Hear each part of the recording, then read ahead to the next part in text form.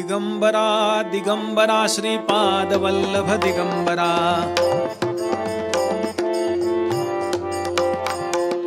दिगंबरा दिगंबरा श्रीपाद वल्लभ दिगंबरा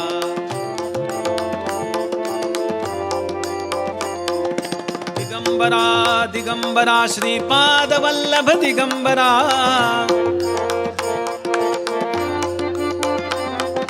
दिगंबरा दिगंबरा श्रीपाद वल्लभ दिगंबरा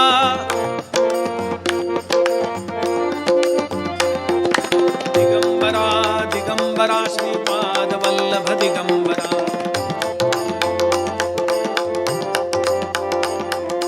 दिगंबरा दिगंबरा श्रीपाद वल्लभ दिगंबरा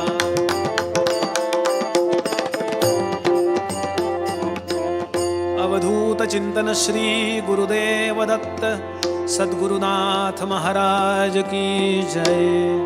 भगवंताची सद्गुरूंची कृपा कशी मिळवावी आणि पारमार्थिक माणसानं प्रपंच कसा करावा हे आपल्याला शिकवणारा एक महापुरुष होऊन गेला, ते म्हणजे पैठणचे एकनाथ महाराज.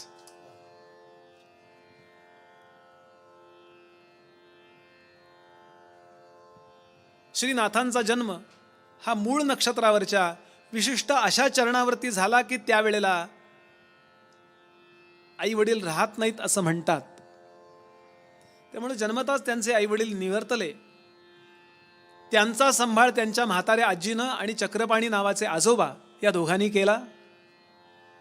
पूर्वीच्या काळी आजी आजोबा घरी असायचे आणि घरी असून सुद्धा ते घरातनं बाहेर पडायचे, कीर्तन प्रवचनाला जायचे. असा एक काळ होता की कीर्तन प्रवचन पण असायची, असं सगळं ते होतं. गमतीचा भाग, टोचून बोलायचा हेतू नाहीये. समाजानं काय नेमकं हरवलंय स्वतःचं त्याचा विचार करण्याची पुन्हा वेळ आली आहे.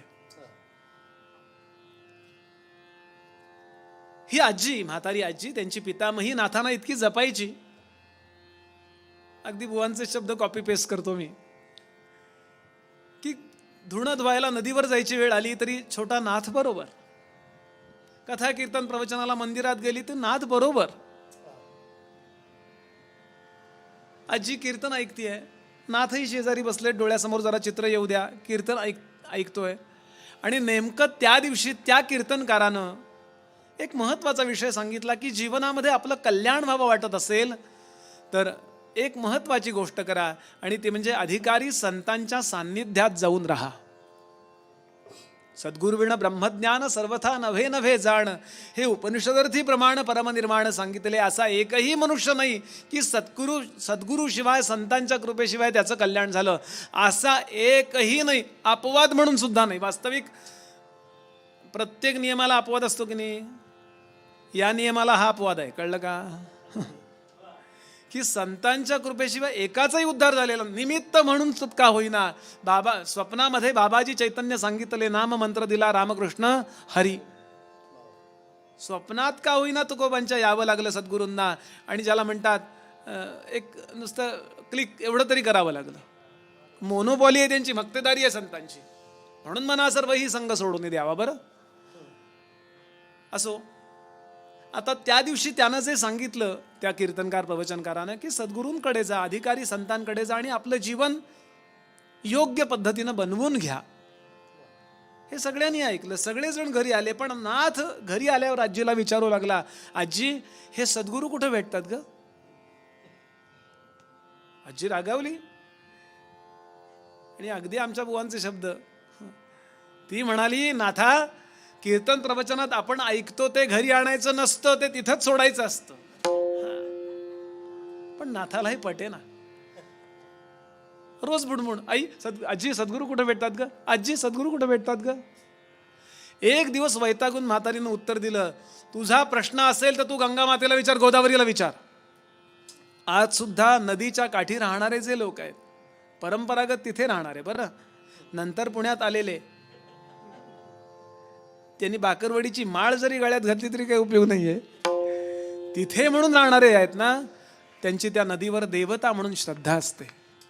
आणि गुरुचरित्रांनी आपल्याला काही ठिकाणं अशी सांगितली आहेत, मंत्रे तीर्थे द्विजे देवे दैवज्ञे भेषजे गुरव यादृशी भावना यस्य सिद्धिर्भवती तादृशी.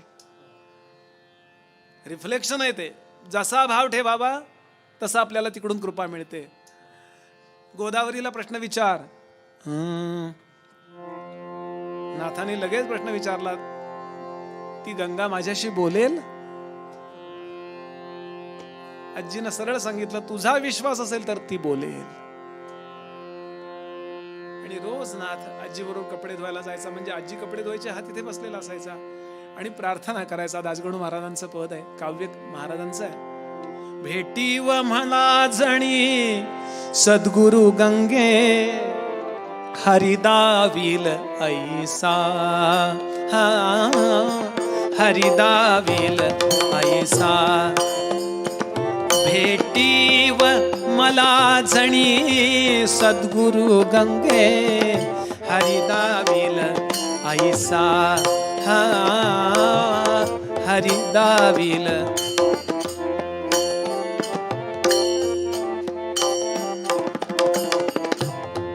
गंगा माते, मी तर माझ्या आईला पाहिलेलं नाही, तूच माझी आई आहेस ना, एवढी माझी विनंती, एवढा माझा हट्ट पुरव ग, मला अधिकारी सद्गुरूंना भेटव. हरिदाविल ऐसा.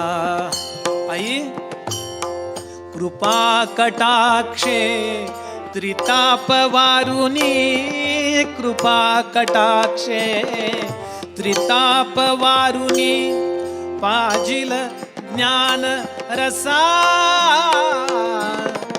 पाजिल ज्ञान रसा.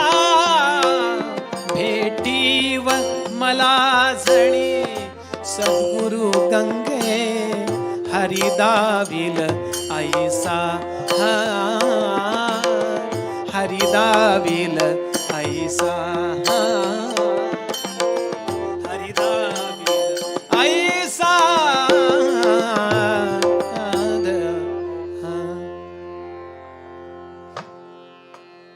श्रोते हो, काही गोष्टी आपल्याला जी माहिती आहे ना, त्या माहितीच्या पलीकडच्या असतात आणि त्याला आपण चमत्कार म्हणतो. स्वामी विवेकानंद म्हणत असत, या जगामध्ये एकही चमत्कार नाही, एकही चमत्कार नाही. ते म्हणाले, असं आहे, विज्ञानाला जे कळत नाही त्याला विज्ञान चमत्कार म्हणतं. हा विज्ञानाचा प्रॉब्लेम आहे. आजही अशा अनेक गोष्टी आहेत की ज्याला विज्ञानामध्ये उत्तरं नाहीत.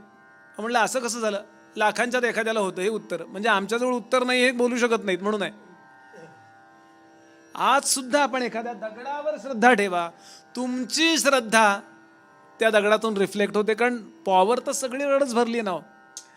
शक्ती नावाची गोष्ट सगळीकडे भरलेली आहे. मला काही हे प्रूव्ह करत सिद्ध करत बसायचं नाही. एक दिवस भगवती गंगा सित वसिता असित हसिता असित वर्ण असित सुकुंतला असा तिचं वर्णन केलंय. पांढऱ्या शुभ्र रंगाची वेलबुट्टीची अशी चांगली जरीची साडी नेसून अशी सुंदर अंबाडा वगैरे असा, आणि भगवती गंगादेवी प्रकट झाल्या. नाथ बसलाय तिथे आणि तिने सांगितलं, हे बघ नाथा, सद्गुरू वाटेवर पडलेले नसतात, सद्गुरूचे बॅनर लावलेले नसतात.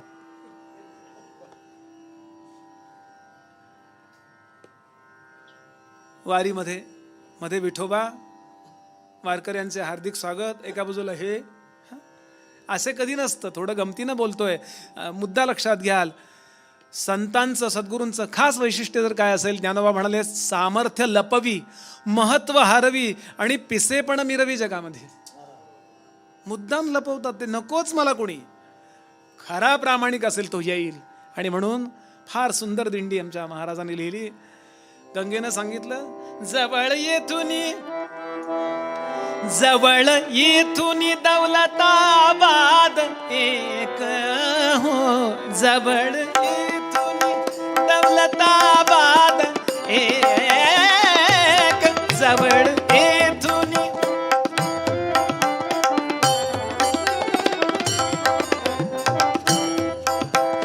दौलताबाद नावाचा जो किल्ला आहे, जे गाव आहे, जवळ येथुनी दौलताबाद पाद एक, ग्राम आहे तव गुरु तेथ देख देख, ग्राम आहे तव गुरु तेथ देख, जवळ येथून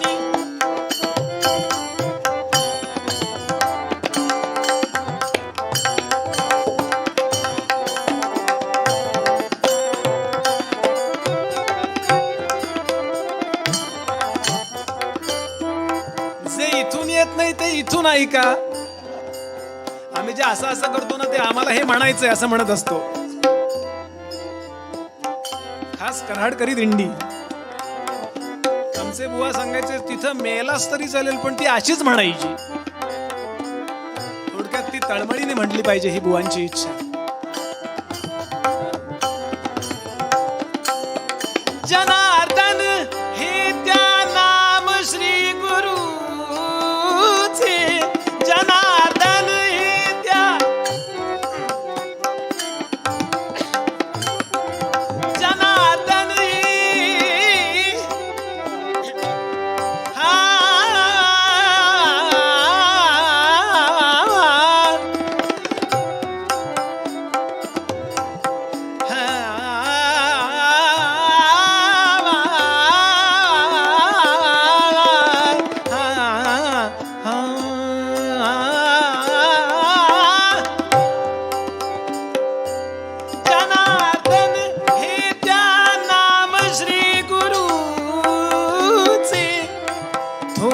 अधिकारी, थोर अधिकारी, थोर अधिकारी चरण धरी त्यांचे त्यांचे, थोर अधिकारी चरण धरी त्यांचे,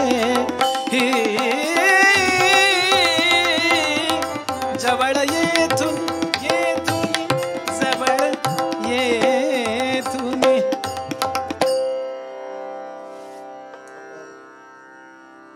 इथं राहून जमणार नाही घरी, तुला घर सोडावं लागेल. थोडक्यात कम्फर्ट झोन मधनं बाहेर पड आत्ताच्या भाषेत. त्याशिवाय जगाची ओळख होत नाही हो. ऐसा दृष्टांत नाथाप्रत झाला गंगेचा पैठणात, तेणे आनंदले चित्त संधी पाहे जावयाची.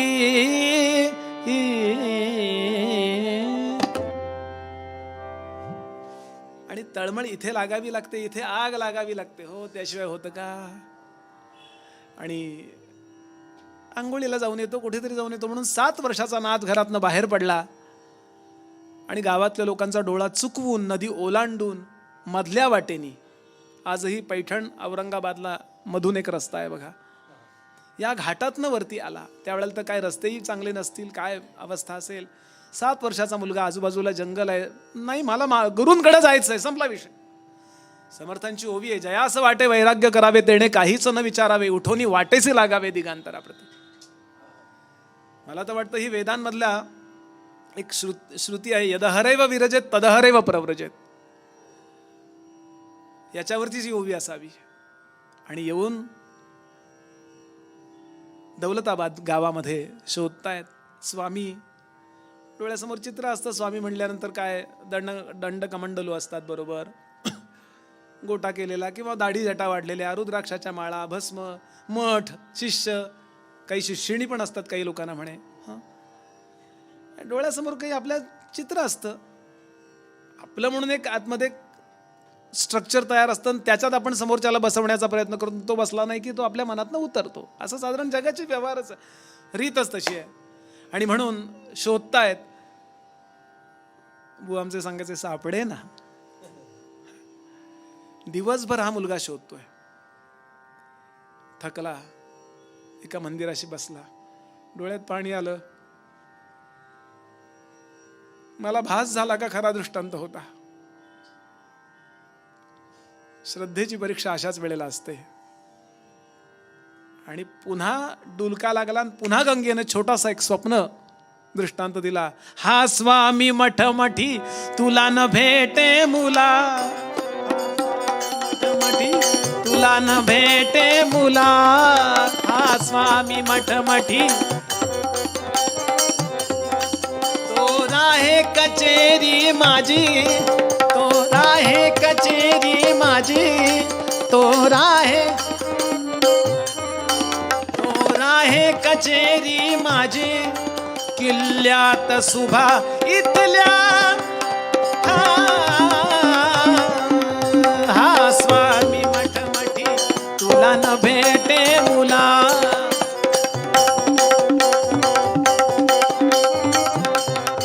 ना भगवे अंगावर हे करी डोईस भव्य पागोटे. पोशाख सकल भरजरी ना तिथे कमंडलू दिसे, ना तिथे कमंडलू दिसे मुगार्जिन तसे.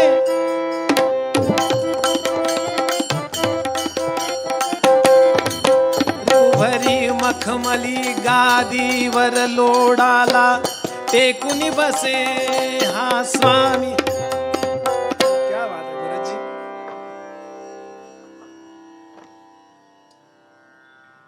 मानस सरोवराचं वैशिष्ट्य असं आहे म्हणे की तिथे कावळा जर उडत गेला तर तो राजहंस होतो. तसं आपलं साथ आहे, ज्याला काही येत नाही त्याला यायला लागतं. हां, अगदी खरं आणि आदरानेच बोलतोय मी. हे खूप सुंदर बोलण्याचा भाव असा.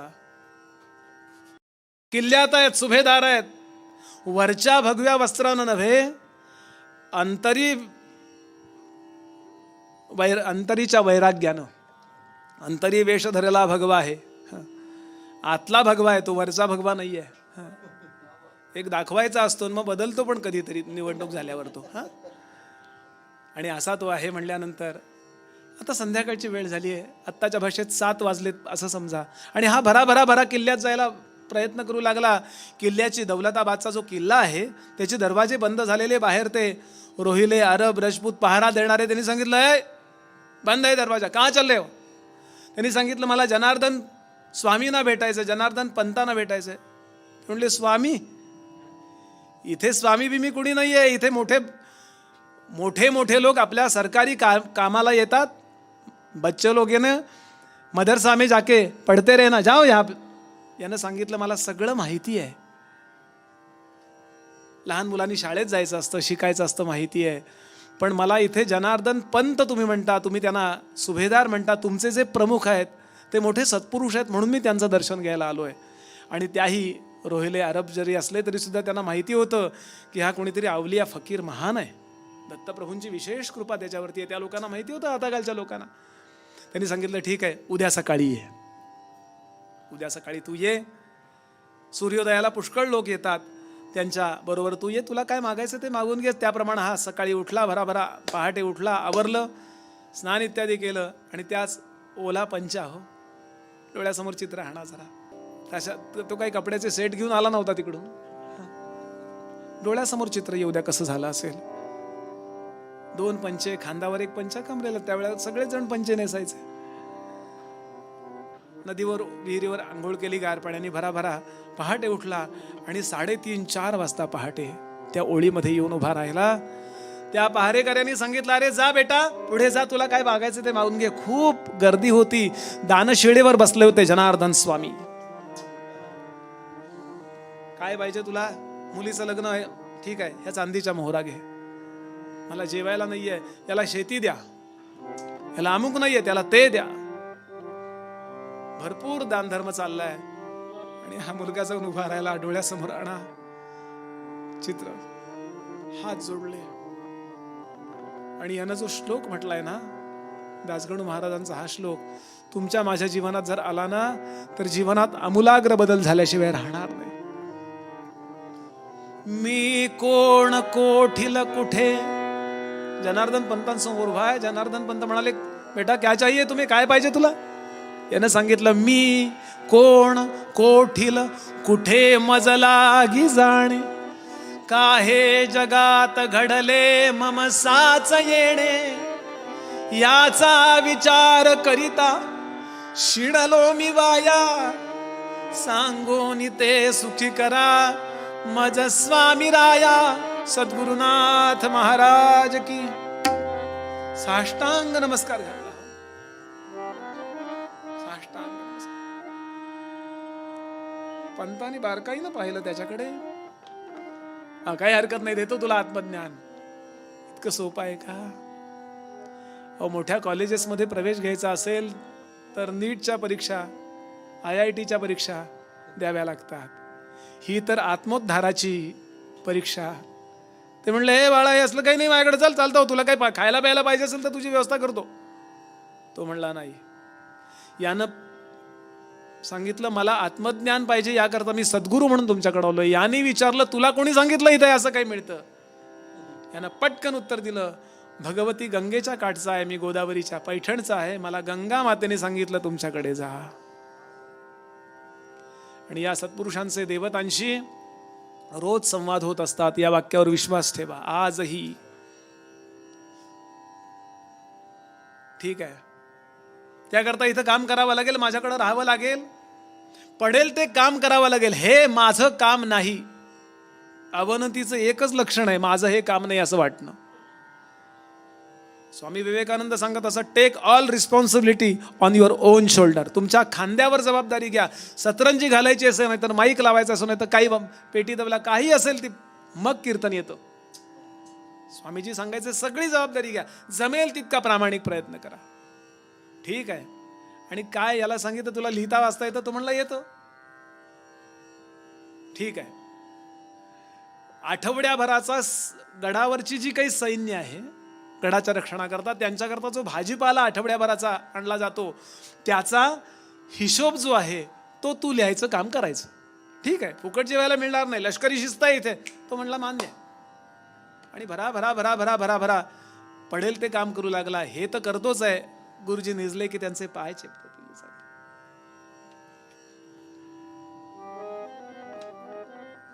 गुरु शुश्रूष या विद्या, गुरूंच्या सेवेनीच विद्या येते. त्या सेवेमध्ये तिकडून विद्या आपोआप डाउनलोड व्हायला लागते. हो,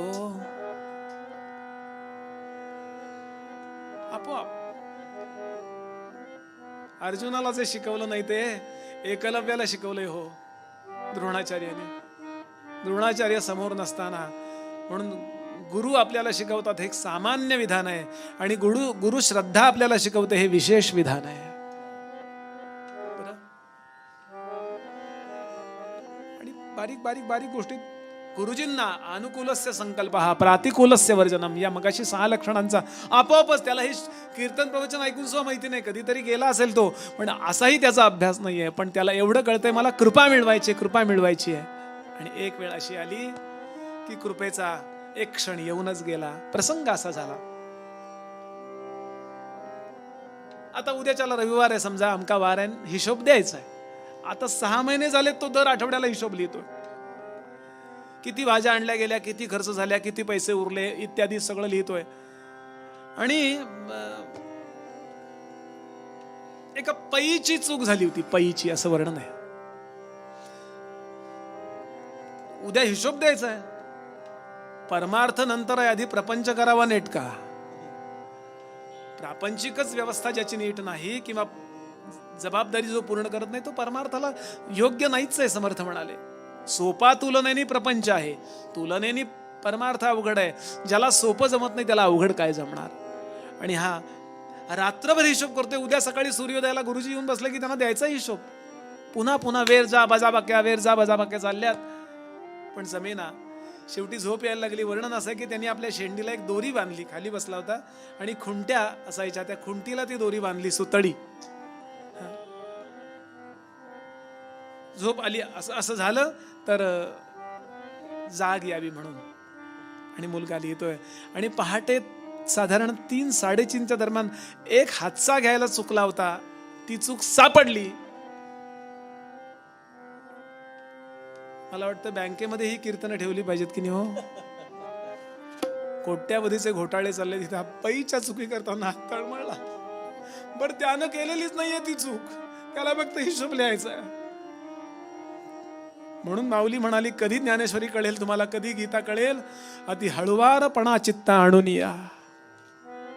खूप गांभीर्यानं ऐकलं पाहिजे हो कीर्तन. तर परिणाम होतो. तर वर्षानुवर्ष एंटरटेनमेंट म्हणून आपण हे सात्विक कर्मणूक म्हणून कथा कीर्तनाला जातो. असो. आणि इतका आनंद झाला की माझ्याकडनं चूक राहिली नाही तर गुरुजी रागवणार नाहीत, आनंदी होणार नाहीत, रागवणार नाहीत. आणि लहान मुल काय 7 वर्षाचा. आणि नेमके गुरुजी तिथून जात होते स्नान करून आपल्या खोलीकडं. टाळ्या कोण वाजवतोय म्हणून पाहिलं. हिशोब सगळं पटकन लक्षात आलं. हिशोब चांगला जमला म्हणून डोळ्यात पाणी आलंय आणि म्हणून टाळ्या वाजवतोय. वा वा वा. दासगणू महाराज पद लिहितात, गुरुकंठ भरोनी आला, गुरुकंठ भरोनी आला,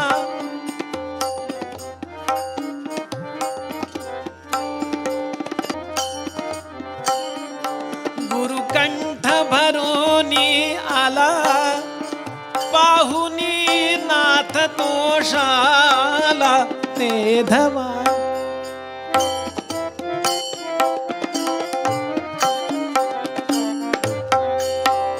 घेऊनी जवळ नाथाला.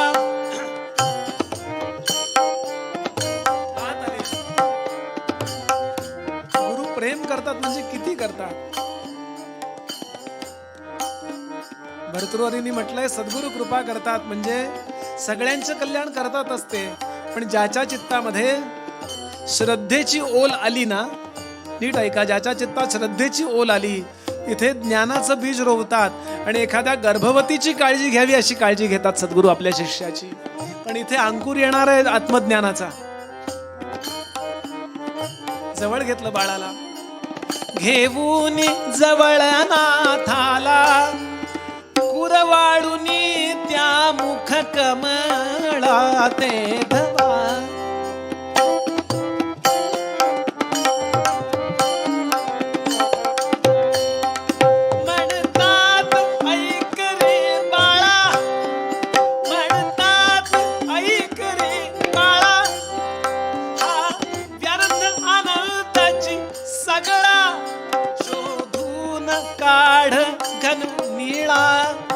मग मात्र सदा तू डुलसी, सदा तू डुलसी, आनंद कठीण भवतरसी ते धवा, ते धवा, ते धवा.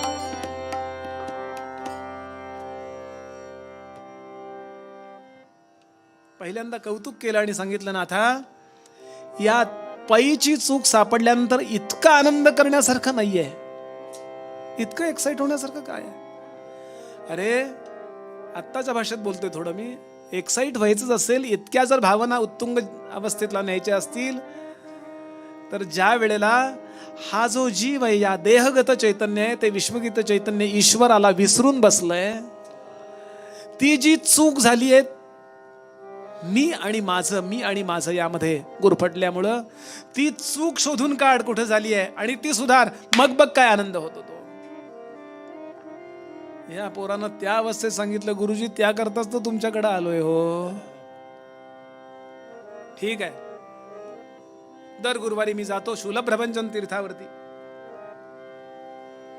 माझी उपासना जिथे चालते तिथे तुला यायचंय. आजपर्यंत मी कुणालाही तिथे नेलेलं नाही माझी उपासना असताना, पण माझा प्रभू त्यावेळेला प्रगट होतो. उद्या माझ्याबरोबर यायचं. वर्णन असं आहे की दुसऱ्या दिवशी पहाटे श्री जनार्दन स्वामी घोड्यावरती बसले आणि या 7 वर्षाच्या मुलाला या डोंगरावरनं उतरत पळत नेलाय आणि त्या डोंगरावरती चढत जायचंय. काय लहान मुलांवर अन्याय. माझे गुरुजी सांगतात, मोठेपणाचा मार्ग हा मरणाच्या मैदानातून जातो. लॉ ऑफ कॉम्पेन्सेशन ज्याला म्हणतात ना. मला मोठं व्हायचं असेल तर ऍडजस्टमेंट नाही हो, शॉर्टकट नाही तिथे. मला जीवच झिजवावा लागतो. मागणं धावतंय हो पोरग ते. लक्ष नव्हतं का यांचं. अरे मुलांना हँडिकॅप बनवू नका, त्यांना स्ट्रॉंग बनवा. No sympathy required.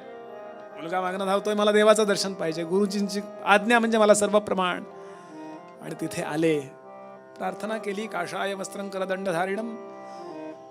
प्रभू येणार पण आज वर्णन असं आहे की आज मूळ वेशात न येता मलंगाच्या फकीराच्या वेशात आले. हिरव्या रंगाची कफनी, गुलिस्ता में खुद खुद खुदा ही वो आ गया, हारी कफनी अंगमो दस्तद हुआ पंत जी के सर पे उसने धर दिया, हारी कफनी अंगमो हाथ कटोरा भर दिया, हुस्न बडा तेजता गोया के शंसाया, अत्यंत तेजस्वी. पण हिरव्या रंगाची लुंगी, हिरव्या रंगाची कफनी, हिरव्या रंगाचा फेटा असे वेगळ्या प्रकारात आले. मुद्दाम परीक्षा बघायची आहे ना.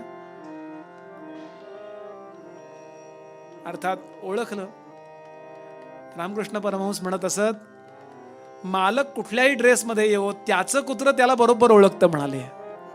कारण ते वेशावरती नाही ओळखत, ते स्मेलवर ओळखतं, गंधावरती ओळखतं. या न्यायाने जनार्दन पंत धावले, साष्टांग नमस्कार घातला. नाथाला सांगितलं होतं मी नमस्कार केला की तू नमस्कार करायचा बरं का. पण नाथ थोडे विचार करतात, हा दत्त प्रभू आहे असं वाटत नाहीये बा. आड येते ती हीच गोष्ट, मी काहीतरी गृहीत धरत असतो आणि ते गृहीत धरून मी समोरच्याकडे पाहत असतो. पण तरी आत्मनिक्षेप पहा, गुरुजींचं वाक्य प्रमाण म्हणून नमस्कार केला. पण वर्णन असं आहे की नमस्कार जरा नीट नाही केला त्यांनी. आमचे गुरुजी गमतीने इथे सांगायचे, नमस्कार नीट आहे, चांगला आहे, व्यवस्थित केलाय का वरवरचा हे आपण ओळखतो म्हणले. काही वेळा माणसं नमस्कार करतात ना, बुवा नमस्कार म्हणले, कळला नमस्कार. ही नाटकं पाहिजेत काय, बुवांचे शब्द असायचे. थोडक्यात प्रामाणिकपणा पाहिजे ही अपेक्षा. अर्थात दत्तप्रभूंनी सांगितलं, क्यों पंत तुम्हारा ये चेला आगे आता नहीं, कुछ शक है दिल में. सद्गुरूंची गरज इथे लागते. माझा वकील होतो वरत होत तिथे, आणि तो सांगतो नाही माझा नाथ पक्का आहे, माझा आहे तो, करा कृपा त्याच्यावर, ठीक आहे करतो. असं वर्णन आहे. भिक्षेत आणलेल्या भाकरी, त्यांच्याबरोबर ज्या कुत्र्या होत्या त्या कुत्र्यांचं दूध काढलं आणि त्या कुत्रीच्या दुधामध्ये ते भाकरी भिजवली. एक घास स्वतः खातात, एक घास पंतांना भरवतात. नाथ पाहतात घरी काय यांचं सोहळं ओळं,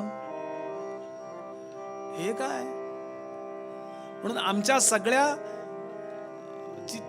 चिंतनाला आम्ही ज्या काही गृहीतक धरलंय त्याला डिस्टर्ब करणं हे पहिलं आवश्यक असतं. कारण पहिली पाटी पुसल्याशिवाय नुसतं नवीन काही लिहिता येत नाही. आणि नंतर उरलेला प्रसाद त्याला दिला. नाथानी फार आमचे बुवा गमतीनं सांगायचे, नाथानी एकदा त्यांच्याकडे पाहिलं, एकदा गुरुजींकडे पाहिलं. हे आधीच गारात एक तुकडा दिला असताना खाल्लं असतं म्हणाले प्रसाद म्हणून. हे काय सगळा चिखल केलाय, ठीक आहे एकदा भेटलाच बुवा पुन्हा नको भेटू, अगदी अशा अर्थानं. पण ज्या क्षणाला तो प्रसाद मुखामध्ये गेला, गुरूंचा आणि परमगुरूंचा दोन्ही एकत्र प्रसाद.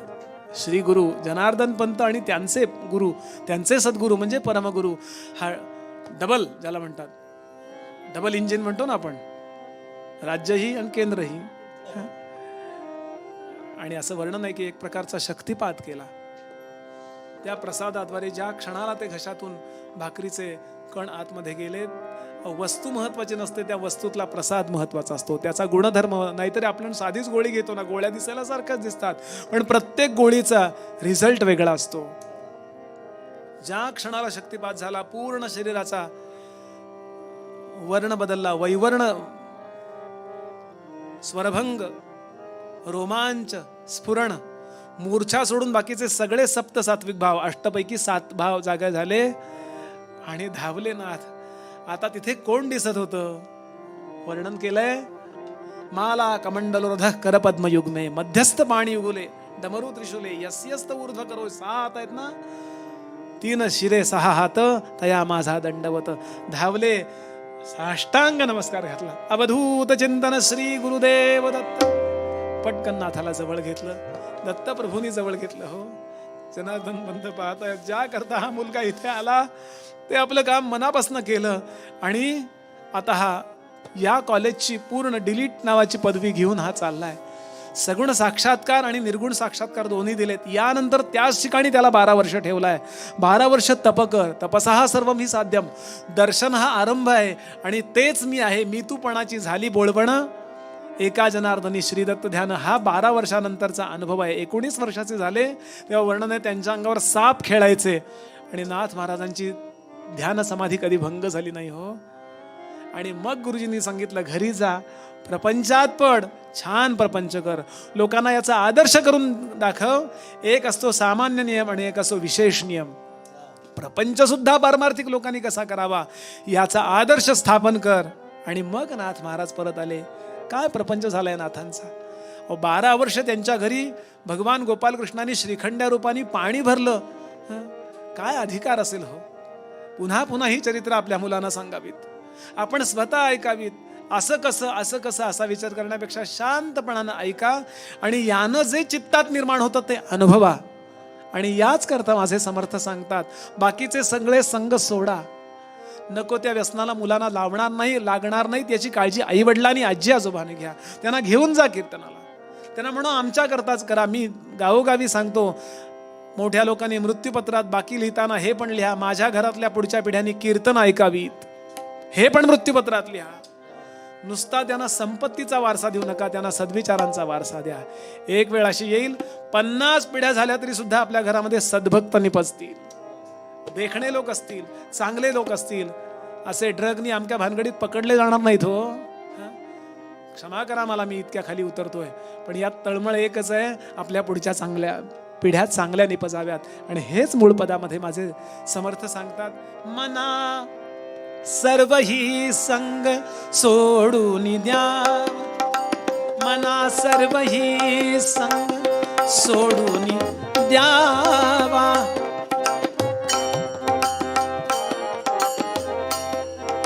कीर्तन जुगलबंदी परिवार आणि तीर्थाटन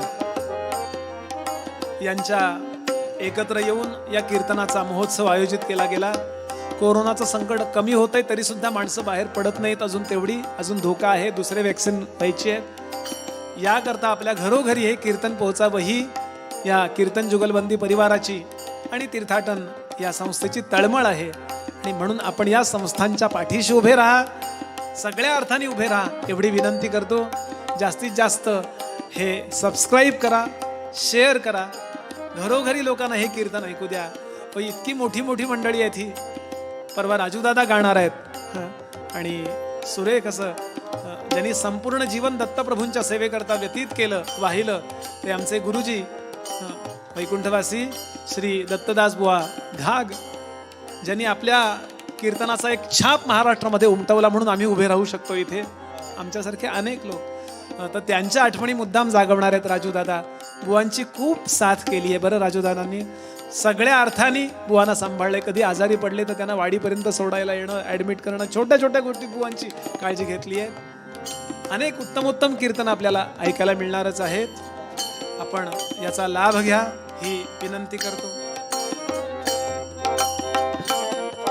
अति आदरे सज्जनाचा धरावा, अति आदरे